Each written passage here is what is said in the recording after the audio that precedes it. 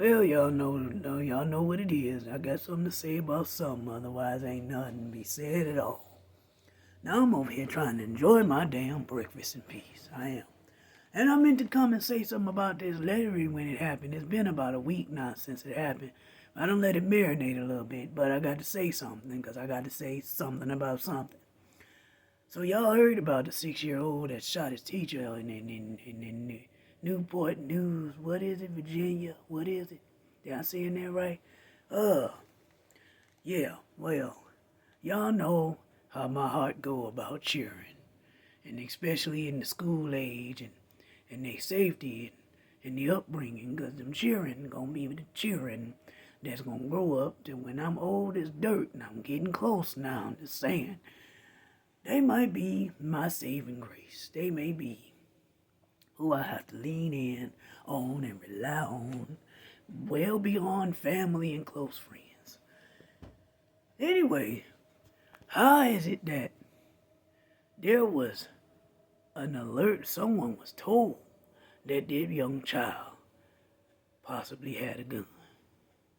That's all it should have took for someone to be proactive and take the child, pull him aside, and make sure he had no gun on. That should have been immediate. You know, no proactivity. You just kind of let that kind of roll off. Well, okay, cool. Yeah, well, it wasn't nothing in his backpack. Which clearly this school don't got metal detectors. My family go to a school, they got metal detector. That thing always and beeping. Oh, you don't know. I be like, when I come in, I already know it's gonna go off because you got your cell phone on you, anything. So I don't. After a while, to me, I feel like it mentally desensitizes people to the and the alerts. They got some metal. Yeah, we know. But it's just they're making noise. But y'all ain't really having everybody empty their pockets and stuff. It's now like it's just decoration. It's like there. But anyway, clearly they couldn't have had that because if he would have had it on his person, he'd have walked through that metal detector. The metal detector would have been like, oh, wait a minute, no. So, yeah.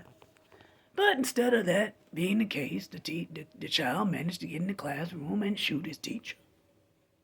6 years old. With the mindset and the wherewithal to take a weapon and use it to harm somebody. Of all people, his teacher, who's supposed to be a part of the village that's helping raise him up and helping develop him into a young man and beyond, he done mess around and shot her. I am just appalled and disappointed. I don't even know, what to say. But this video gonna be a little long-winded. So, I'm just gonna go ahead and keep talking. Anyway, I'm just a little disappointed. So, like, I guess a day after or the week, the end of the weekend, whatever, when it happened, which must have been Saturday of last weekend, it was last weekend. So the kids go back to school on Monday. Now they doing a backpack search. But I found it funny that this particular school chose to do the backpack search of the older children only. And I'm like, you not following the lead of the fact that a 6-year-old managed to bring a gun in? And when we walking through that metal detector and it's because I got my keys, I got my cell phone, I got the bum metal knee that's gonna always go off. I ain't really got a bum metal knee yet. I told you though, I'm getting old as dirt. Prayerfully, these knees gonna hold up.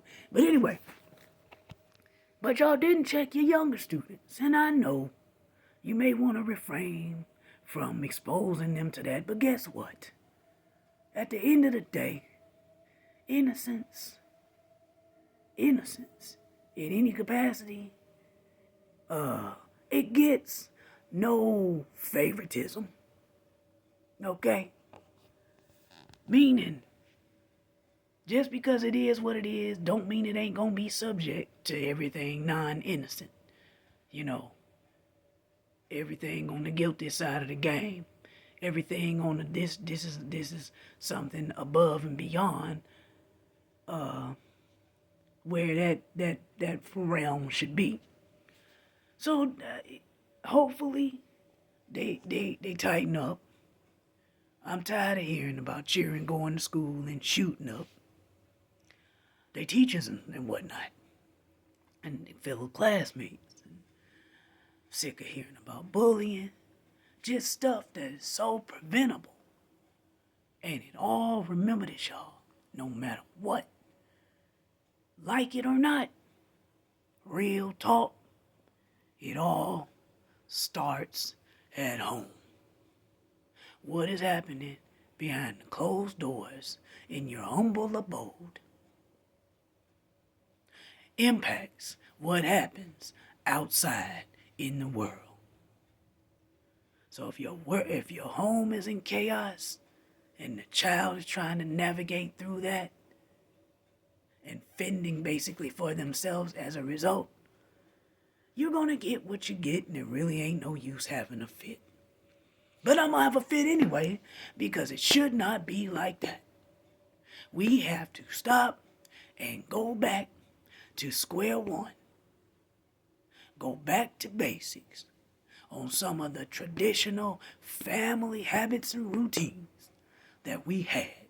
And one of them is sitting down at the breakfast table, the lunch table, the dinner table, the sit around and play board games table. Just sit at the table at home and have conversation, discussion, exchange of ideas with your family.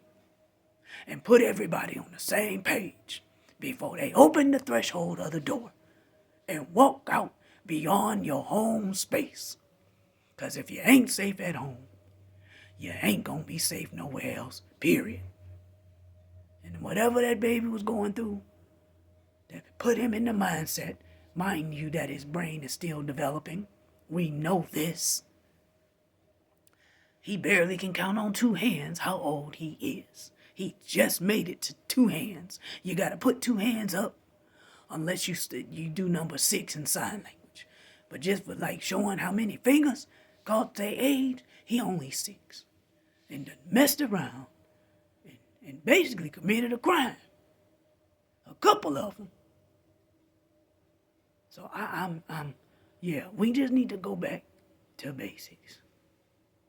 We lost, and we really not. That's what's funny. We ain't lost.